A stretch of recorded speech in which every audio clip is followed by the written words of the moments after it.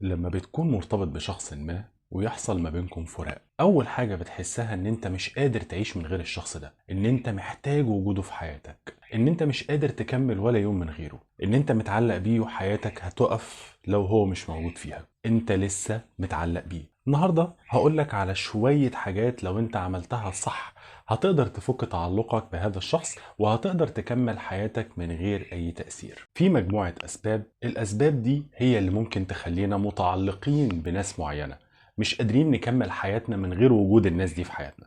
لكن لو انت فهمت الأسباب دي كويس هتقدر تفك تعلقك بالشخص ده وهتقدر تكمل حياتك زي ما انت عايز. سيبنا اشرح لك كل الأسباب دي وهقول لك مع كل سبب ازاي تفك تعلقك بالشخص ده. ركز معايا. اول سبب ممكن يخليك مش قادر تتخطى الشخص ده او مش قادر تكمل حياتك من غير وجود هذا الشخص في حياتك هو ان انت لسه عايش على الذكريات اللي كانت ما بينك وما بين الشخص ده، لسه عايش في الماضي، لسه بتجيب الشات وبتقراه، لسه بتجيب الصور والفيديوهات اللي ما بينكم وبتقعد تتفرج عليها، لسه بتفتح مواقع التواصل الاجتماعي وتشوف هو نزل ايه وتتفرج على الحاجات اللي هو بيعملها. عايش معاه طول الوقت، عايش في الماضي، عقلك لسه في الماضي، عايش عند منطقة معينة انت مش قادر تعديها. المنطقة اللي انت عايش عندها خلصت، انتهت، انت مش قادر تتجاوز المنطقة دي ولحد دلوقتي انت عايش في الماضي وبس. خلي بالك انت بنفسك اللي رافض تتخطى المرحلة دي،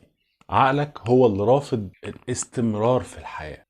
الفكرة كلها انت بتتعامل مع الكون ومع الحياة ان الدنيا وقفت عند النقطة اللي سابك فيها، التاريخ وقف عند اليوم اللي مشي وبعد عنك. لكن عايزك تفهم كويس ان اي تجربة في الحياة بتحتمل النجاح والفشل. حتى علاقاتنا مع الناس التانيين هي تجارب بتحتمل النجاح وبتحتمل الفشل. الذكي هو اللي يعرف غلط في ايه وهيستفيد بايه من التجربة بتاعته دي.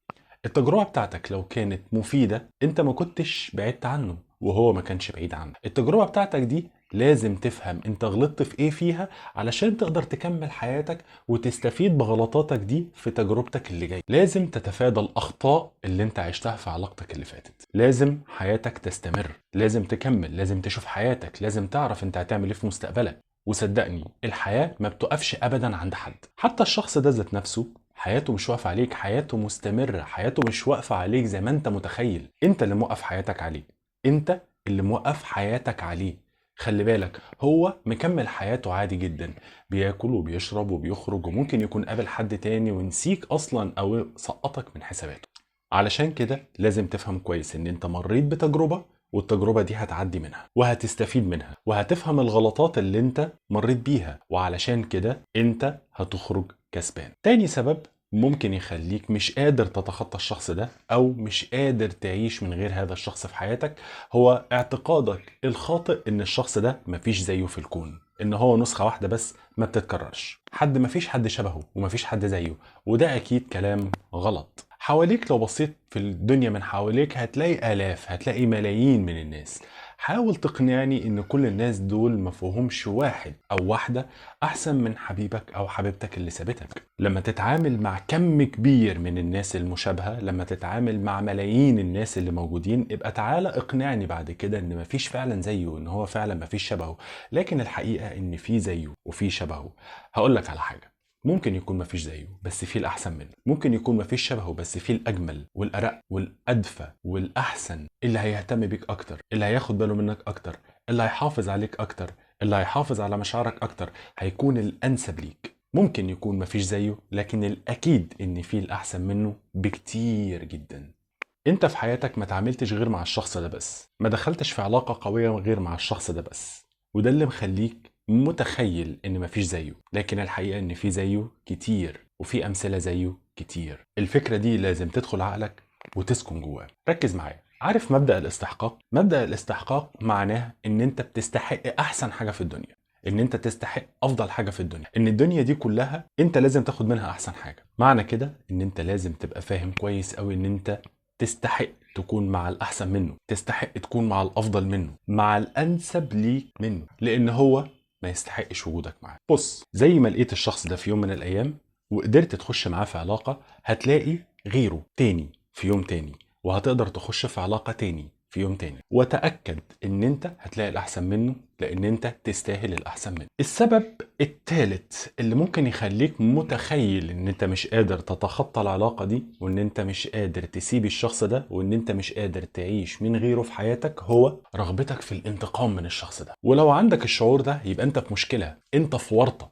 لان زيادة رغبتك في الانتقام هتخليك مش هتقدر تتخطى الشخص ده في حياتك، هيخليك مش هتقدر تبعد عن الشخص ده في حياتك، هيخليك حاطط الشخص ده في دماغك طول حياتك للأبد. اتأكد ان رغبة الانتقام ده اكبر عامل ممكن يخليك مش قادر تتخطى الشخص ده ولا تنساه، بالعكس انت بتثبت وجوده في دماغك اكتر واكتر واكتر. زائد ان رغبة الانتقام بيصاحبها فشل في الحياة العملية مش محتاجة منك فكرة انتقام تسيطر على تفكيرك طول الوقت علشان تقدر تتقدم في حياتك. هتلاقي نفسك مع الوقت الفكرة مسيطرة على دماغك، وبتنسى شغلك، بتنسى طريقك، بتنسى تمرينك، بتنسى دراستك، بتنسى اي حاجة انت كنت بتعملها اساسا. فبدل ما بتفكر ازاي تتقدم في حياتك وازاي تبقى انجح وازاي تبقى اشطر وازاي تبقى اقوى، انت قاعد عمال تفكر في الانتقام، ازاي انتقم منه. وده اكبر غلط انت ممكن تقعد فيه. وصدقني احسن طريقة للانتقام ان انت تكون كويس، ان انت تكون في مكان اعلى،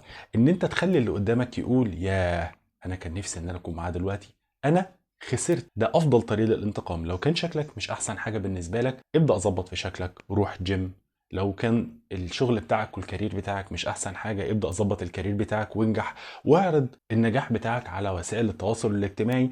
عايزك تتقدم كل يوم، وده هيكون انتقامك. انا النهارده لو حد سابني ومشي وشافني كل يوم افضل من اليوم اللي قبله، هيقعد يفكر ويقول انا دلوقتي كان زماني بستمتع معاه بنجاحه، بستمتع معاه بتقدمه، وبستمتع معاه بشكله، بطريقته، باسلوبه. خلي نجاحك هو افضل انتقام. طيب، وعلى فرض ان انت قدرت تنتقم منه فعلا، تعرف ان انت هتضر نفسك بطريقتين. الطريقه الاولانيه ان انت هتحس بالذنب، لان انت اساسا مش شخص منتقم.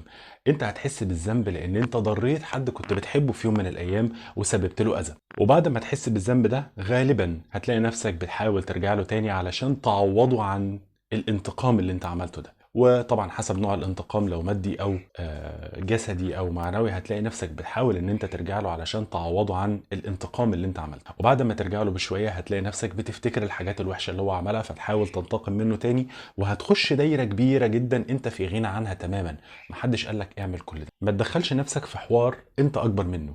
الانتقام ما بيجيبش غير شر ليك ولحبيبك او اللي كان في يوم من الايام اقرب الناس ليك. الضرر التاني اللي هيسببه لك الانتقام ان انت هتحس باحساس سيء جدا تجاه نفسك، لان انت في الاساس مش شخص منتقم. هتلاقي نفسك بتندم، هتلاقي نفسك حاسس باحباط، لان هو حولك من شخص جميل وشخص عادي جدا الى شخص منتقم بيسبب الاذى وبيسبب الضرر للناس. يبقى يا ريت تركن رغبتك في الانتقام على جنب، وحاول تستمر في حياتك وتنجح. بص، فرضا انت استلفت مبلغ من حد وخدت الفلوس دي دخلت بيها مشروع، والمشروع ده للأسف خسر. هل من الذكاء ان انت تروح لنفس الشخص اللي انت مديون له وتاخد منه فلوس تاني علشان تخش بيها مشروع تاني علشان تفشل تاني، وخصوصا لو هو نفس المشروع؟ ولا تسد ديون الماضي علشان تخش مشروع جديد بأهداف جديدة مع ناس جديدة بشكل جديد، بحيث ان انت تقدر تكسب فيه وتعيش حياتك مبسوط؟ نفس الفكرة بالظبط. ما تقولش انا دلوقتي موجوع، انت موجوع علشان قاعد عمال تفكر فيه.